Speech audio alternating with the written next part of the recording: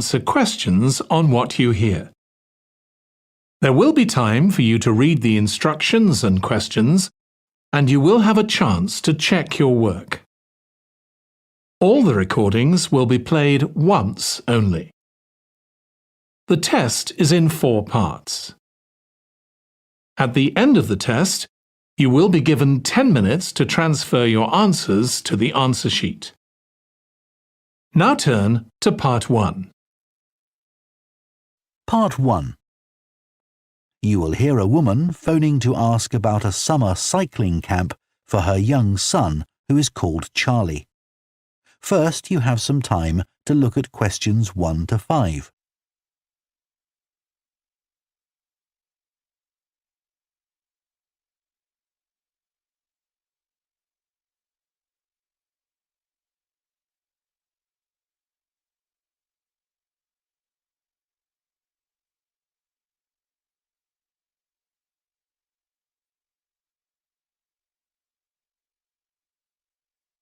Now listen carefully and answer questions 1 to 5.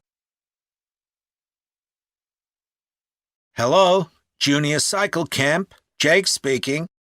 Hi, I'm calling for some information about the cycle camp. I'm thinking of sending my son. Great. Well, it's held every weekday morning over the summer vacation, and we focus on basic cycling skills and safety. We have 8 levels for children from 3 years upwards. How old's your son? Charlie, he's 7. He can ride a bike, but he needs a little more training before he's safe to go on the road. He'd probably be best in level 5. They start off practicing on the site here, and we aim to get them riding on the road. But first, they're taken to ride in the park, away from the traffic. Right. And can you tell me a bit about the instructors? Well, all our staff wear different colored shirts. So we have 3 supervisors, and they have red shirts. They support the instructors, and they also stand in for me if I'm not around. Then the instructors themselves are in blue shirts, and one of these is responsible for each class. Okay. In order to be accepted, all our instructors have to submit a reference from someone who's seen them work with children. Like if they've worked as a babysitter, for example. Then they have to complete our training course, including how to do lesson plans and generally care for the well-being of the kids in their class. They do a great job, I have to say. Right. And tell me a bit about the classes. What size will Charlie's class be? We have a limit of 8 children in each class, so their instructor really gets to know them well. They're out riding most of the time, but they have quiet times too, where their instructor might tell them a story that's got something to do with cycling, or get them to play a game together. It's a lot of fun. It must be. Now, what happens if there's rain? Do the classes still run? Oh, yes. We don't let that put us off. We just put on our waterproofs and keep cycling. Before you hear the rest of the conversation, you have some time to look at questions 6 to 10.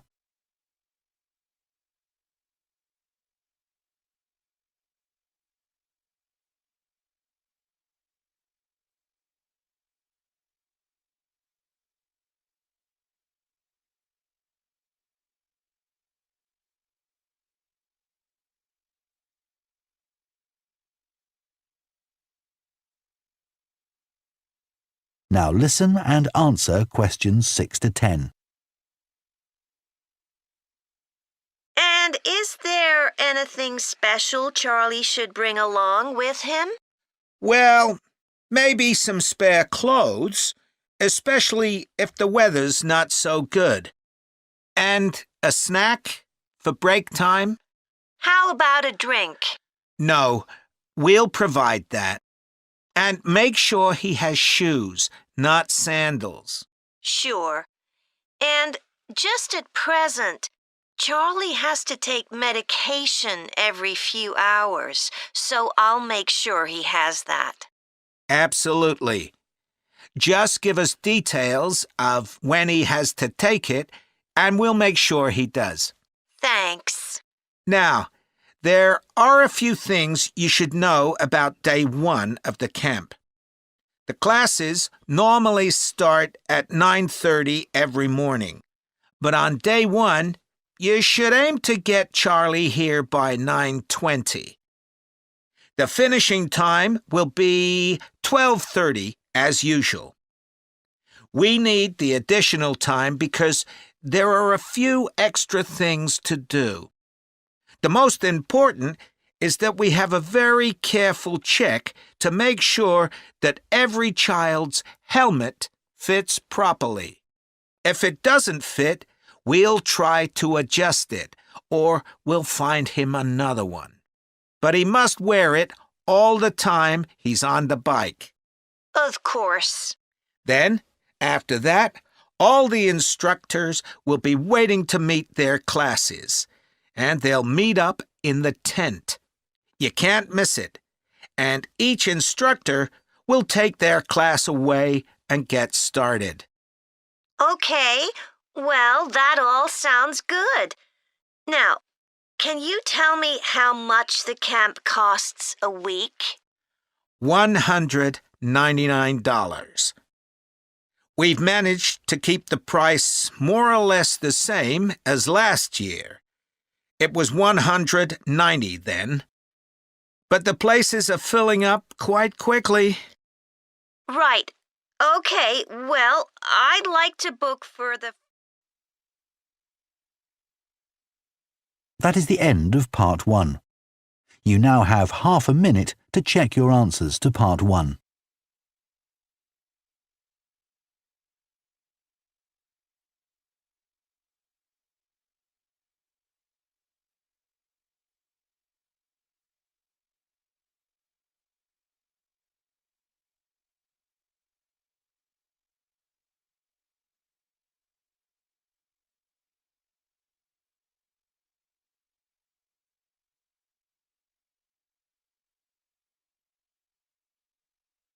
Part 2.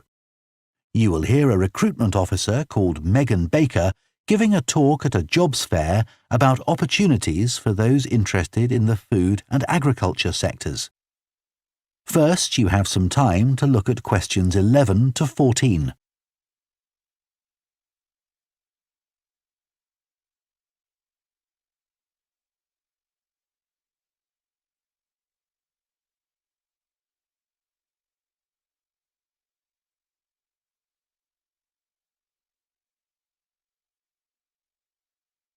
Now listen carefully and answer questions 11 to 14. Hello everyone, my name's Megan Baker and I'm a recruitment consultant at AVT Recruitment Specialists. Now, our company specialises in positions that involve working in the agriculture and horticulture sectors, so that's fresh food production, garden and park maintenance and so on. And these sectors do provide some very special career opportunities. For a start, they often offer opportunities for those who don't want to be stuck with a 40-hour week, but need to juggle work with other responsibilities, such as childcare. And this is very important for many of our recruits. Some people like working in a rural setting, surrounded by plants and trees instead of buildings, although we can't guarantee that. But there are certainly health benefits, especially in jobs where you're not sitting all day looking at a screen, a big plus for many people. Salaries can sometimes be good too, although there's a lot of variety here. And you may have the opportunity in some types of jobs for travel overseas, although that obviously depends on the job, and not everyone is keen to do it. Of course, working outdoors does have its challenges. It's fine in summer, but can be extremely unpleasant when it's cold and windy. You may need to be pretty fit for some jobs, though with modern technology, that's not as important as it once was. And standards of health and safety are much higher now than they used to be, so there are fewer work-related accidents. But if you like a lively city environment surrounded by lots of people, these jobs are probably not for you. They're often in pretty remote areas. And some people worry about finding a suitable place to live, but in our experience, this usually turns out fine. Before you hear the rest of the talk, you have some time to look at questions 15 to 20.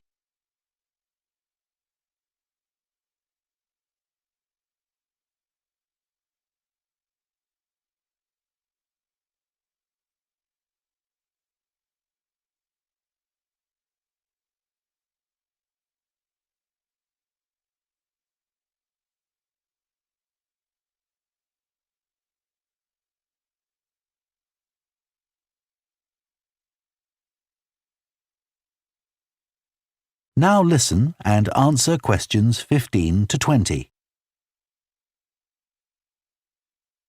Now, let me tell you about some of the exciting jobs that we have on our books right now. One is for a fresh food commercial manager. Our client here is a very large fresh food producer, supplying a range of top supermarkets. They operate in a very fast-paced environment with low profit margins. The staff there work hard, but they play hard as well. So if you've a sociable personality, this may be for you. We have an exciting post as an agronomist, advising farmers on issues such as crop nutrition, protection against pests, and the latest legislation on farming and agricultural practices. There are good opportunities for the right person to quickly make their way up the career ladder, but a deep knowledge of the agricultural sector is expected of applicants. A leading supermarket is looking for a fresh produce buyer who is available for a 12-month maternity cover contract. You need to have experience in administration, planning and buying in the fresh produce industry, and in return will receive a very competitive salary. We have also received a request for a sales manager for a chain of garden centres. You will be visiting centres in the region to ensure their high levels of customer service are maintained. This post is only suitable for someone who is prepared to live in the region. There is also a vacancy for a tree technician to carry out tree cutting, forestry and conservation work. Candidates must have a clean driving licence and have training in safety procedures. A year's experience would be preferred, but the company might be prepared to consider someone who has just completed an appropriate training course. Finally, we have a position for a farm worker. This will involve a wide range of farm duties, including crop sowing and harvesting, machine maintenance, and animal care. Perks of the job include the possibility of renting a small cottage on the estate and the chance to earn a competitive salary. A driving licence and tractor driving experience are essential. That is the end of Part 2. You now have half a minute to check your answers to Part 2.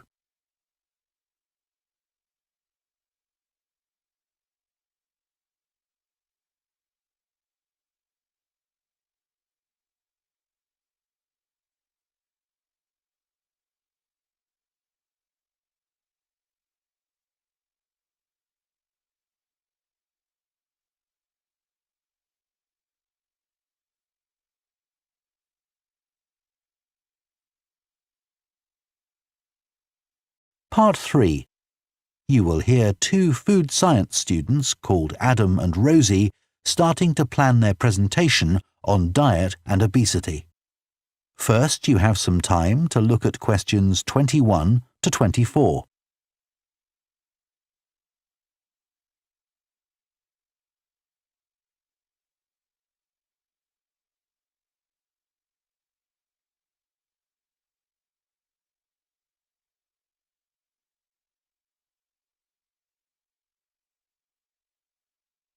Now listen carefully and answer questions 21 to 24. OK, Rosie, shall we try to get some ideas together for our presentation on diet and obesity? Sure. I can talk about the experiment I did to see if people can tell the difference between real sugar and artificial sweeteners. Where you gave people drinks with either sugar or artificial sweeteners, and they had to say which they thought it was? Yeah, it took me ages to decide exactly how I'd organise it, especially how I could make sure that people didn't know which drink I was giving them. It was hard to keep track of it all, especially as I had so many people doing it. I had to make sure I kept a proper record of what each person had had.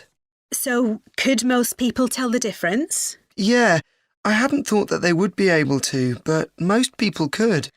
Then there's that experiment I did, measuring the fat content of nuts, to see if the nutritional information given on the packet was accurate. The one where you ground up the nuts and mixed them with a chemical to absorb the fat? Yes. My results were a bit problematic.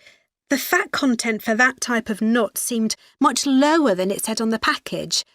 But I reckon the package information was right. I think I should probably have ground up the nuts more than I did. It's possible that the scales for weighing the fat weren't accurate enough too. I'd really like to try the experiment again sometime. Before you hear the rest of the discussion, you have some time to look at questions 25 to 30.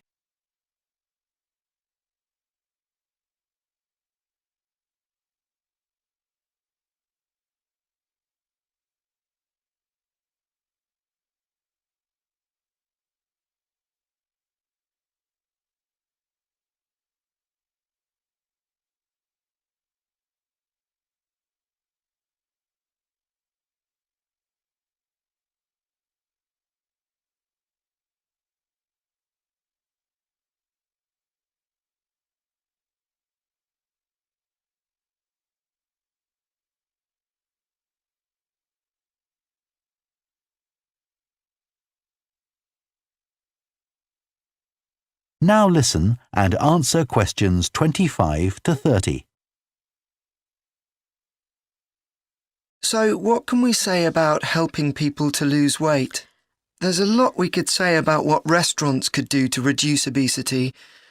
I read that the items at the start of a menu and the items at the end of a menu are much more likely to be chosen than the items in the middle.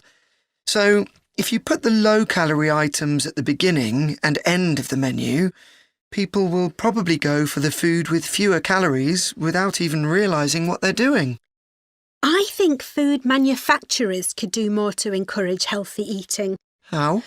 Well, when manufacturers put calorie counts of a food on the label, they're sometimes really confusing, and I suspect they do it on purpose, because food that's high in calories tastes better, and so they'll sell more.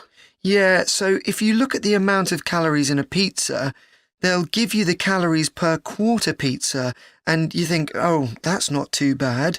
But who's going to eat a quarter pizza? Exactly. I suppose another approach to this problem is to get people to exercise more. Right. In England, the current guidelines offer at least 30 minutes of brisk walking 5 days a week. Now, when you ask them, about 40% of men and 30% of women say they do this. But when you objectively measure the amount of walking they do with motion sensors, you find that only 6% of men and 4% of women do the recommended amount of exercise. So you can see why obesity is growing. So how can people be encouraged to take more exercise? Well, For example, think of the location of stairs in a train station. If people reach the stairs before they reach the escalator when they're leaving the station, they're more likely to take the stairs. And if you increase the width of the stairs, you'll get more people using them at the same time. It's an unconscious process and influenced by minor modifications in their environment. Right. And it might not be a big change, but if it happens every day, it all adds up. Yes, but actually, I'm not sure if we should be talking about exercise in our presentation. Well, we've done quite a bit of reading about it. I know, but it's going to mean we have a very wide focus, and our tutor did say that we need to focus on causes and solutions in terms of nutrition. Oh, I suppose so. And we've got plenty of information about that. OK, well, that will be simpler. So, what shall we do now? We've still got half an hour before our next lecture. Let's think about what we're going to include and what will go where. Then we can decide what slides we need. OK, fine. That is the end of Part 3. You now have half a minute to check your answers to Part 3.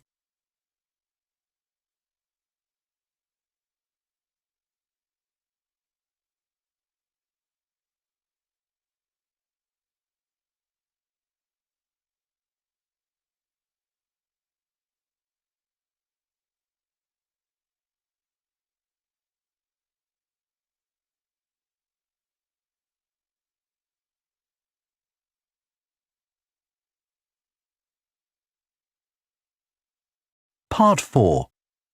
You will hear a lecturer on a fashion design course introducing the subject of hand knitting, which involves making things like woolen jumpers and scarves.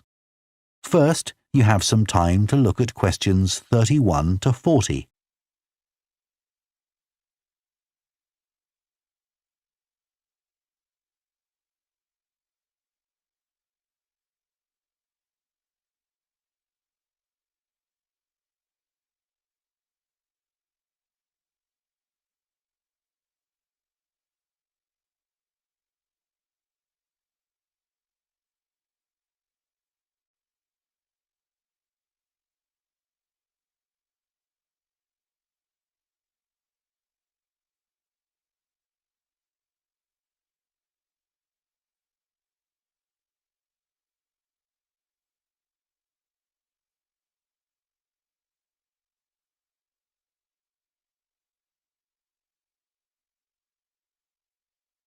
Now listen carefully and answer questions 31 to 40. Good morning, everyone. So today we're going to look at an important creative activity, and that's hand knitting.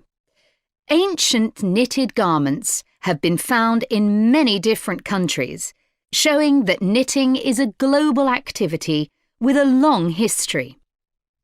When someone says the word knitting, we might well picture an elderly person, a grandmother perhaps, sitting by the fire, knitting garments for themselves or other members of the family. It's a homely image, but one that may lead you to feel that knitting is an activity of the past. And indeed, during the previous decade, it was one of the skills that was predicted to vanish from everyday life. For although humans have sewn and knitted their own clothing for a very long time, many of these craft-based skills went into decline when industrial machines took over, mainly because they were no longer passed down from one generation to another. However, that's all changing, and interest in knitting classes, in many countries, is actually rising, as more and more people are seeking formal instruction in the skill. With that trend, we're also seeing an increase in the sales figures for knitting equipment. So, why do people want to be taught to knit at a time when a machine can readily do the job for them? The answer is that knitting, as a handicraft, has numerous benefits for those doing it. Let's consider what some of these might be. While many people knitted garments in the past because they couldn't afford to buy clothes, it's still true today that knitting can be helpful if you're experiencing economic hardship. If you have several children who all need warm winter clothes, knitting may save you a lot of money. And the results of knitting your own clothes can be very rewarding, even though the skills you need to get going are really quite basic, and the financial outlay is minimal. But the more significant benefits in today's world are to do with well-being. In a world where it's estimated that we spend up to 9 hours a day online, doing something with our hands that is craft-based makes us feel good. It releases us from the stress of a technological, fast-paced life.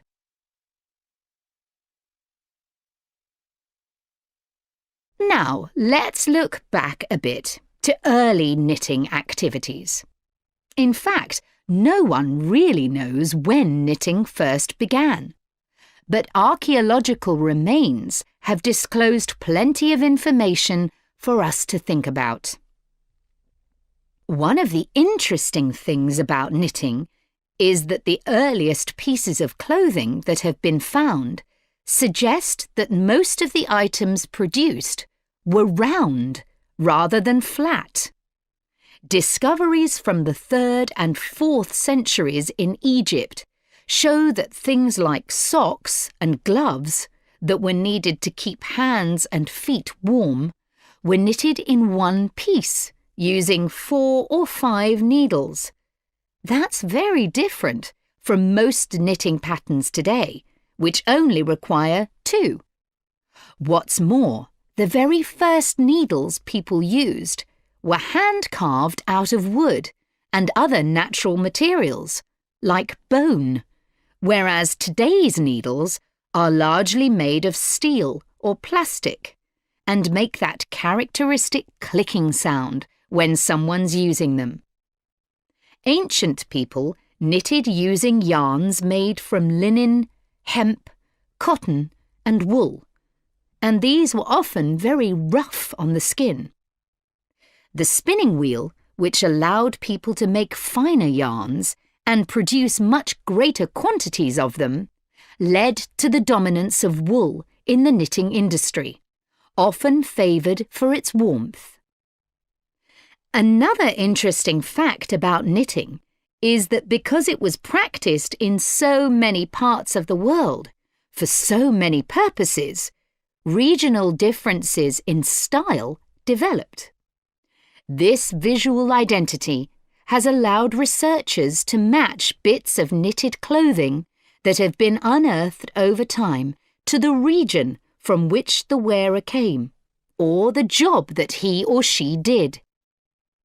As I've mentioned, knitting offered people from poor communities a way of making extra money while doing other tasks. For many centuries, it seems, men, women and children took every opportunity to knit, for example, while watching over sheep, walking to market, or riding in boats. So, let's move on to take... That is the end of Part 4. You now have 1 minute to check your answers to Part 4.